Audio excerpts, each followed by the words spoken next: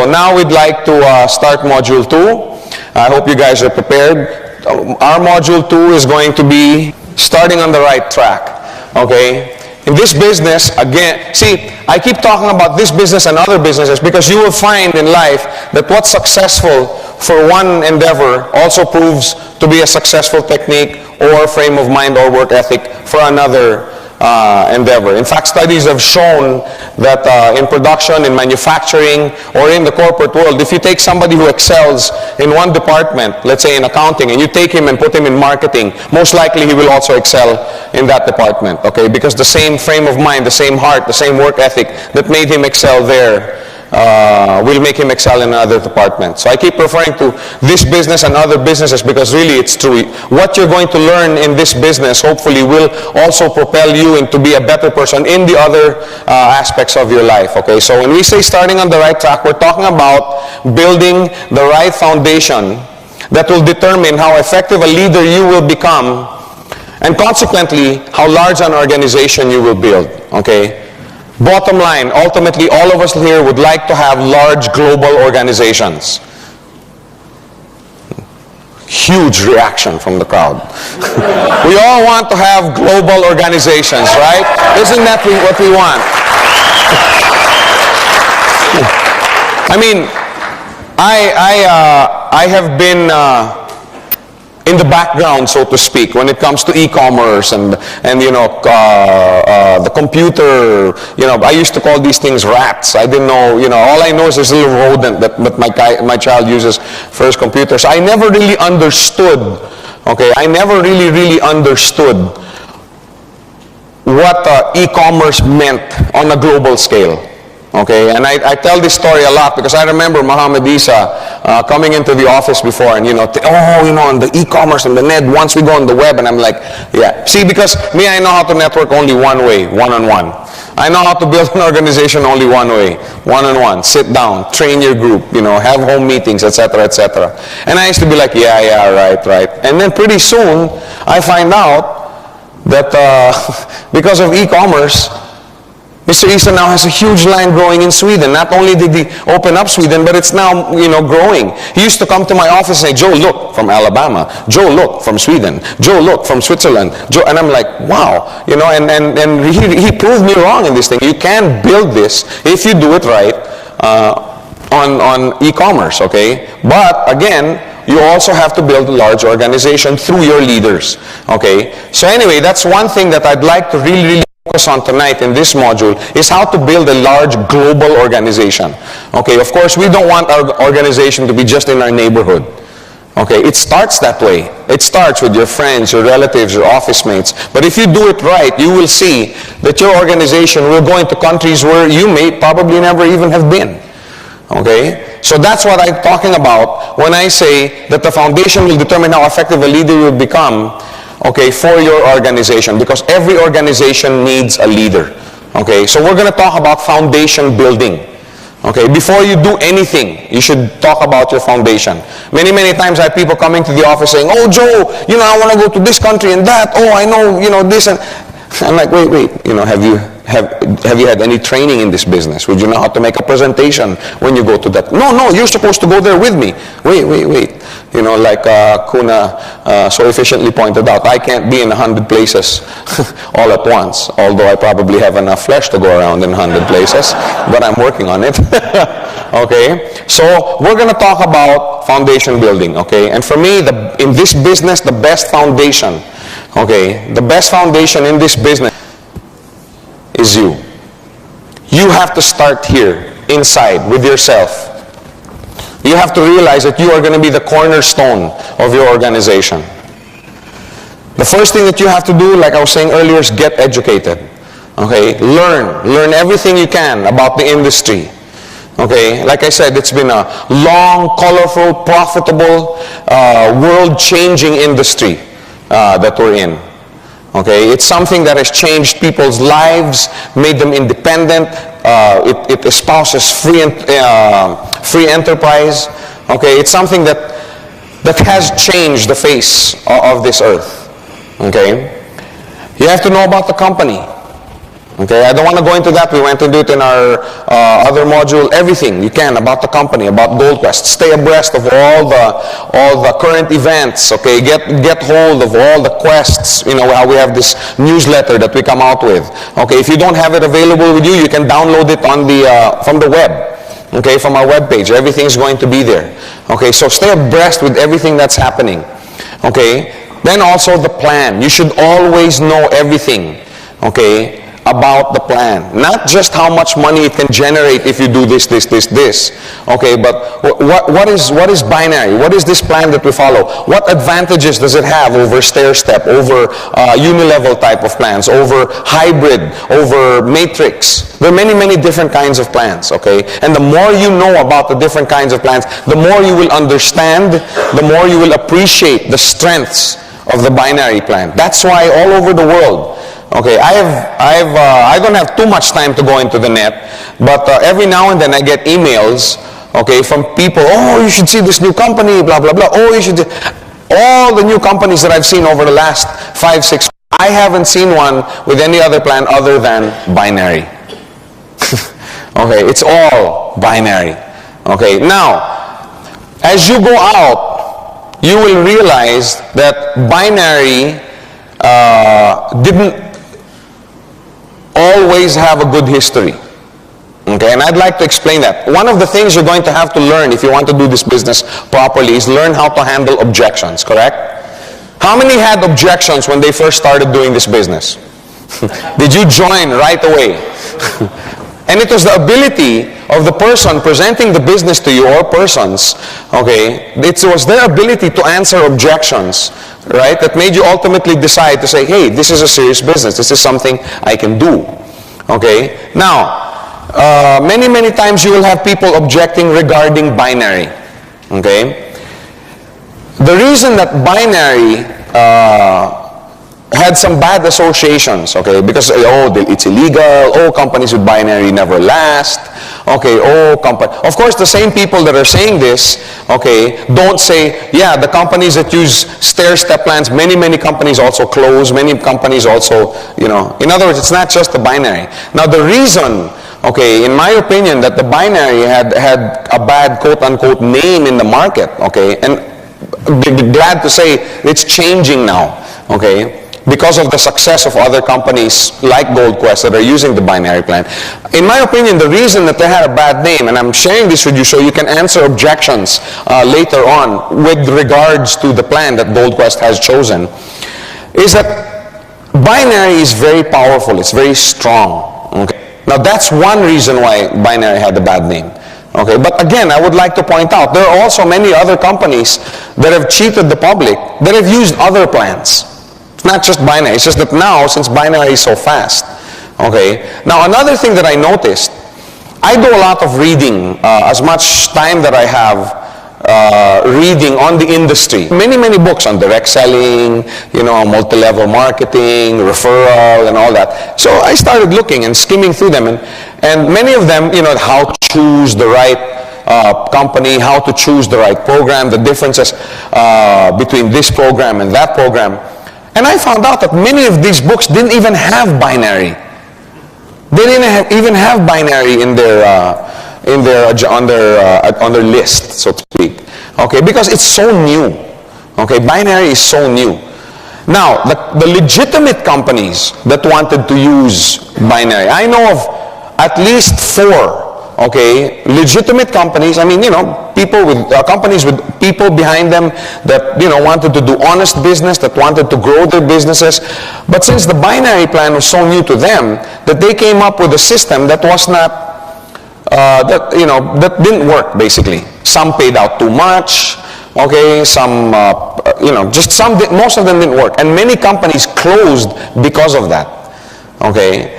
Now, that's what gave binary basically a bad name. But now, on the rebound, there are many, many companies, I happen to feel GoldQuest is one of the best of them, that are using binary for the positive.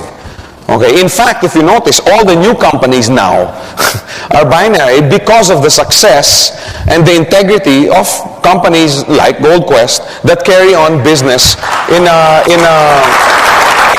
manner of integrity.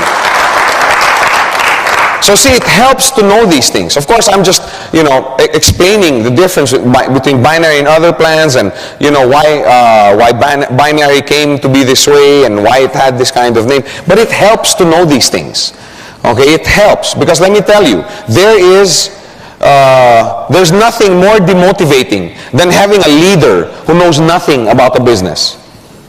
And I must stress that I put brackets or quote unquote on the word leader. Okay, because if he doesn't know anything about this business, he has no right to be called a leader or to call himself a leader. Okay, isn't it demotivating when you've just started in the business, okay, and you're there, you're all excited, right? And you come up to your leader, the one who referred you to this business. Hey, what's maxing out? What's cycling mean? And the guy's like, well, I don't know. Go look in the webpage. And yeah, okay, how many cycles can you do in one day? Gee, I don't know. I mean, could you be motivated if you had a leader like that? On the other hand, it's so inspiring to have a leader who can lead, not with hype, but with heavy-duty knowledge. I mean, you ask the guy about something, he knows. Okay, I pointed out Ranjit, but the same goes with Tony Kong and Muhammad Isa. I've sat there in the office and watched these guys when they have new customers coming in and new leaders in their line coming in, and they have these sessions where these guys, hey, what about this? And they sit there and they answer one by one all the questions. They sit there and do their trainings, and these guys walk out of the office on fire. You know why? Because they know they have somebody that they can look up to. They know that they have a leader that they can count on. Okay, so it is so inspiring, it's so motivating to have somebody that you can count on. Now let me ask you, what kind of leader are you? What kind of leader are you? Are you the kind of leader that your organization wants to gravitate towards? Or are you the kind of leader that people want to avoid because, better not go to Joe, he doesn't know a thing. Heavy-duty knowledge. Because from heavy-duty knowledge comes wisdom. The more knowledge you have, that eventually turns into wisdom. I had a very, very interesting conversation with Ranjit as we were finalizing the PowerPoint. We're fixing and doing some editing. And he said, it's so nice because I've been doing the same training with my group. And he says, everything starts in your imagination. And I was like, wow. I was trying to concentrate. I was like, yeah, that's right. Okay, I mean, people take for granted what imagination can do. I mean, can you imagine Albert Einstein? Think of the imagination that this guy must have had, thinking about splitting the atom. I mean, how? I've always wondered about that. Okay, who was the first guy that ever cooked meat or vegetables? You know what I mean? Have you ever wondered about that? What made a guy invent, let's say, I don't know, gunpowder? What made the guy invent the airplane? What kind of imagination? You have to have imagination. You can't forget how powerful that is. How many here can imagine their organization 2 years from now? From that imagination, now it slowly becomes vision. And now the processing of that vision, when you have that vision, you have a quest for knowledge. You want to know more. How can I go towards that vision? So because of that quest, now you get knowledge. Then the vision with the knowledge now turns into wisdom. It's a whole process. From imagination, going into vision, going into knowledge, and going into wisdom. You have to use all the tools necessary. Because like I said, if you want to build a large organization, the best foundation is you. Learn how to use every God-given skill, talent, knowledge, wisdom. Sources of knowledge and wisdom that you can go to. Okay, because of course if you're new in the business, then you have to have people to go to. Leaders up in your organization. One of the nicest things about the plan that GoldQuest follows, okay, remember, it doesn't make a difference whether you're direct or indirect, right? When you have 5 on the left and 5 on the right, does it make a difference whether it's 5 directs or 5 indirects? You get paid the same amount, right? In other words, you can go down deep in your training. Because of this plan, the inherent nature of this plan, you can be 200 generations away from someone. Let's say I was in Ranjit's organization. Okay, between Ranjit and myself are 200 people. Okay, you know, this guy referred this guy and referred this guy and referred this guy. There's 200 generations between Ranjit and myself. And I need, you know, to find out more about the business. I need somebody to help me grow. And I go to Ranjit. Will Ranjit hire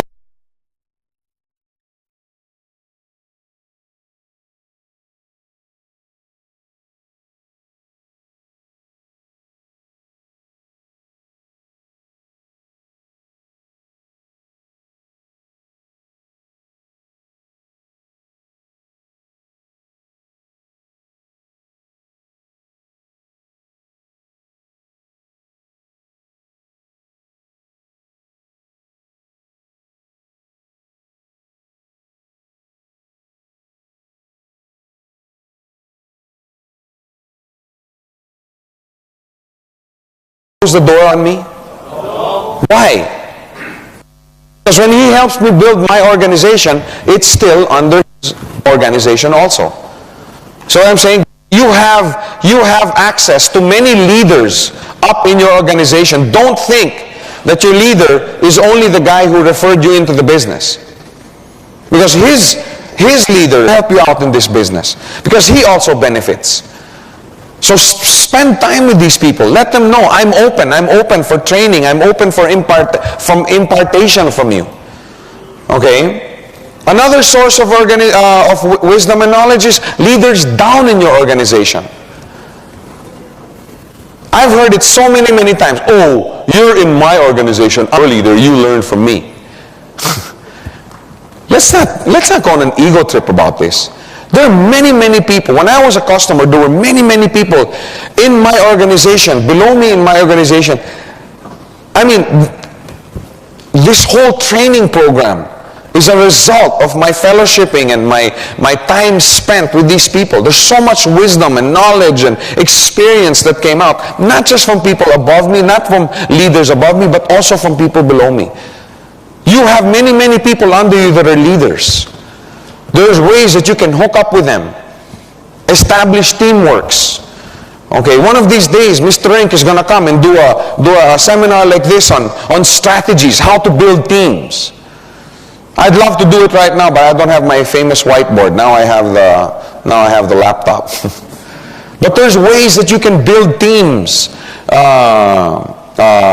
below in your organization. And for example, I had somebody the other night, last night, at the office saying, you know, I want to come in, you know, with a 15 header. I said, no, sir, you know, just do 3. Just do 3. That's the best. You know, you build 3. He goes, wait, don't you guys want business? Don't you guys want? Of course we want. But man, to make a 15 header earn money, you need to build 16 legs, right? And I mean, is that easy? It's not easy. How do you support 16 legs? Maybe eventually, over a year or 2, yes, you can. But in the beginning, I said, sir, just do 3. Build 1 leg on the left first, 1 leg on the right. But I want to have many tracking centers. Yes, you can go under, you can go below. Okay? That's what I'm saying. There's many other strategies that you can do.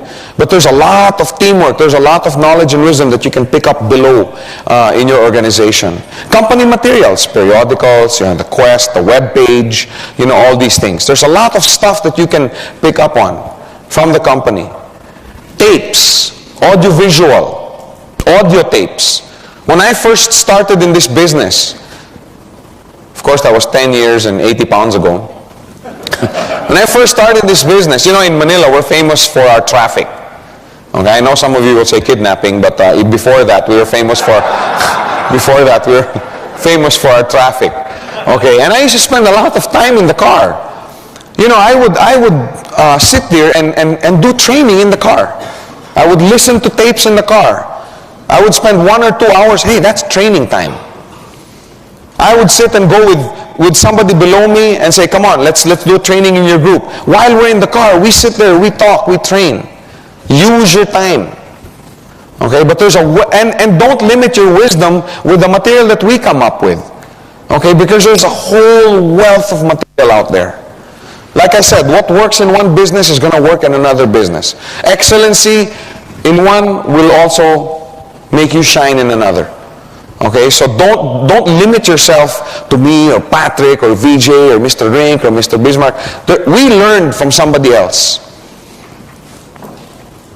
Books, very, very important. Wealth of wisdom in books. When I first started in this business, I couldn't afford books. Okay, I was in traditional business really grew, and I was sitting on top of the world, and then one thing led to another. My partner and I had a falling out. Bottom line is I ended up with nothing, the next day and owing half the world. Okay, and that's how I got into this business. And I used to be really, really frustrated about it, but now I'm so thankful, because if it weren't for that situation, I would have never discovered this industry. But anyway, I knew God works in mysterious ways. Really, I came to know this wonderful industry because of that incident in my life. But anyway, I knew I had to go get educated, okay, in this business.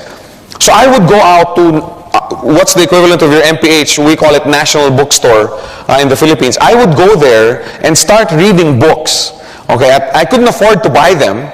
Okay, so I'd take them out of their plastic sleeve. Okay, and you could always tell when I was going to National Bookstore. I'd be in my shorts, rubber shoes, t-shirt, comfortable, and I'd sit there, take it out of the plastic sleeve and read. For 1-2 hours, read about the business, the industry, blah, blah, blah. And then I'd close it, I'd hide it behind other books, and then I'd go, okay, and have lunch and come back after lunch break. And then I would come back. No, really, I'm serious. I would come back, pick up the book, and pick up where I left off. And I'd have, sir, no private reading. I'm like, no, I'm reading in public. This is not private reading. This is okay. But that's how I started. Company meetings. How do you learn how to present the business? Go watch somebody do it, right? I would go almost every night to all the meetings that the company had, just trying to soak up all the excitement, all the wisdom. I sat there and listened to all the different types of presentations. This guy would present the business in a different, this guy would present the business. And I started identifying, okay, I think this way will work best for me. I think this way will work best for me. And I started putting together my own presentation. I was saying earlier, one of the skills you need to succeed in this is how to answer objections. The other one is how to make an effective presentation. So that's one of the first things, and the first thing is I endeavored to learn, and you do that by listening to others present. Go to company meetings, make use of it. Remember, you're in the business of impartation. The more you know, the more you can pass down to your existing and future leaders. Okay, if you know nothing, you pass down nothing. It's that simple. I don't know how graphic you want me to be.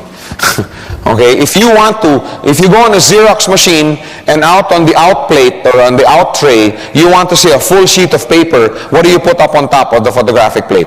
An empty piece? An empty sheet? No, you put in also a full sheet. That's what gets copied. Remember I was saying you are the standard bearer of your network? You are the one that your organization is going to emulate. You are the one that your organization is going to copy. Now let me ask you, are you worth copying? Can you look yourself in the mirror and say, I would like to have 2, 3, 4, 5 more under me like me? Some are saying yes, some are saying no. I don't mean any offense. Like I said, we don't have much time with each other. I must speak the truth. I asked your permission, remember? The more knowledge you have, the more confidence your organization will have in you. Okay, I just want to reiterate that point again. You want to acquire knowledge and wisdom not just for your sake, but for the people below you. Because let's face it, if you want to be successful in this business, you need to have an organization. The next building block of your foundation is setting up a home office. Okay, you don't have to go out, and rent at the Petronas, 1,000 square meters or 10,000 square feet of office space to do this business. No, you don't. We're structuring the web page. How many have seen the new design of the web page? Isn't it much better than the old one? We're designing that so that you don't have to go anywhere to do business. Everything can be done on the web. Okay, but still, you still should have a home office. Okay, in other words, you don't have to have an office in the traditional sense of the word. Okay, I built other businesses, I built organizations in other businesses, okay, from my home. Okay? Your real capital in this business is time. Right? Is it the $430? Is that your capital? I'm only hearing one or two people say no. Think about it. Either yes or no. Is that your capital? No. You're just buying a coin. That's all you're doing. Right? What is your real capital in this business? Time. Time, effort. That's your real capital. Okay? Now, if I were to put up, let's say, a computer shop, let's say all the money I had in the bank was, let's say, 100,000 ringgit, and I set up a computer shop. Okay? And that computer shop failed for some reason. Okay? I can't afford to make it fail because that's all the money I have. That's all the capital I have. But if Bill Gates were to put up a computer shop of 100,000 and that thing closed, will it make him bankrupt? What I'm trying to say is he can afford to lose more because he has more capital. I'm trying to address here the people that do this business part-time. How many endeavor in this business part-time? Okay, there's a lot of you out there. How many do this full-time? Also very good. Congratulations. But many of them started also doing this part-time. Okay, now when you're doing this business part-time, your capital base, right, is very, because time is your capital. See, if you only have 1 or 2 hours a day, okay, to invest into this business, you shouldn't waste it. If you only have 2 hours a week to do this business, you shouldn't waste that. Okay? Time is your real capital here. That doesn't mean that if you're doing it full time and you have 8, 9, 10 hours a day that you can go around wasting your time. No. But you can afford to make more mistakes. Right? Because you're just putting in more hours. But that doesn't mean that you should go around wasting time. Remember, okay, I don't have this on PowerPoint. You might want to take this down. One of the biggest advantages about this business is you don't have a boss. Right? There's no pressure. There's no pressure from any boss. The only pressure you feel is yourself. Is the pressure that you put on yourself. I'm sorry. One of the worst things about this business is you don't have a boss. Hey, bosses are good because they're the ones that push us to reach our maximum. I know some, I do this business full time. But then when you go into his daily schedule, guy wakes up at 12, finishes his lunch break by 2:30. And he has to finish by 2:30 because he has to catch a 3 o'clock showing at Mid-Valley of, the movie. And he's out at 5 o'clock, just in time for an early supper, so he can finish by 7 to catch the next showing at Mid-Valley. And he has to catch the 7 so he can have a late supper at 9:30 and be in the disco by 11. But I don't work. I do Gold Quest full time. That's what I'm trying to say. Okay? Doesn't mean that just because you don't have a boss that you can go around and waste your time. Always remember that. Your capital in this business is your time. If you're doing it part-time, then the more you should guard this capital. Make sure you don't waste it. And the way to be more efficient at managing your time is setting up a home office. You have to get organized, okay, in order not to waste your time. Okay, now the way to get organized, okay, in your home office, you should have company materials, brochures, profiles, newspapers, etc., etc. Okay, you should have a stack of them. You know why? Because you don't want to have just one, right? And then you go to a presentation, say, can I have this brochure? I'm going to discuss this with my wife. Now you have to go back all the way to the office. You see what I'm trying to say? Now in Manila, going back to the office from your house sometimes takes 2-3 hours because of our traffic situation. Now here, it may only take 1 hour or maybe 45 minutes or 30 minutes, but hey, you still don't want to waste 30 minutes or 45 minutes or 1 hour. You could spend that time sitting down and showing the business to someone, or sitting down with the group or 2 or 3 of your people and training them. Don't waste your time, okay? That's the reason why you should have stuff in your house. You know, have some brochures. Wherever you go, you should have them. You should also have profiles and downloads from the websites. Because many times it keeps you abreast with all the most recent things that are happening with the company. You should have files of your genealogy report. How many have files of their genealogy report? You know why this is important? Why is it important to you guys? Number 1, to track your growth, right? And number 2, when people say, hey, does this work? Yeah, look at my organization. This is my genealogy. Look, these guys, I don't even know them, but I trained these guys who trained these guys, and now my organization has grown. That's what you need a genealogy report for. Your checks. You should have files of your checks. Oh, have you made money? Yes, I have. Look. This is a testimony business. That's the reason why you have to have your checks. To prove to people that it works. If you just started in the business, of course you're not going to have a check, you're not going to have a coin. Have copies of your friends' checks or your leaders' checks. In other words, if you don't have your own testimony yet, use somebody else's. Right? Now, I don't think there's anything wrong, you know. Joe, how much have you earned already? Well, I haven't earned yet. I just started 4 days ago. Okay, yeah, this business is not good, you haven't earned it. Hey, I've been in this business a week. I've spent most of this time just training, so I haven't earned it. However, my uncle who brought me in is now doing about $1,000 or $1,500 a week, and he's only been in 3 months. Really? Yeah, look, here are his checks. This is what his organization looks like now. See, that's what I'm trying to say. Doesn't mean just because you don't have your testimony that you can't do this business. And tell this to your new leaders and your new potential leaders. Because I hear that all the time. Oh, Joe, I can't do this business. I don't have my coin yet.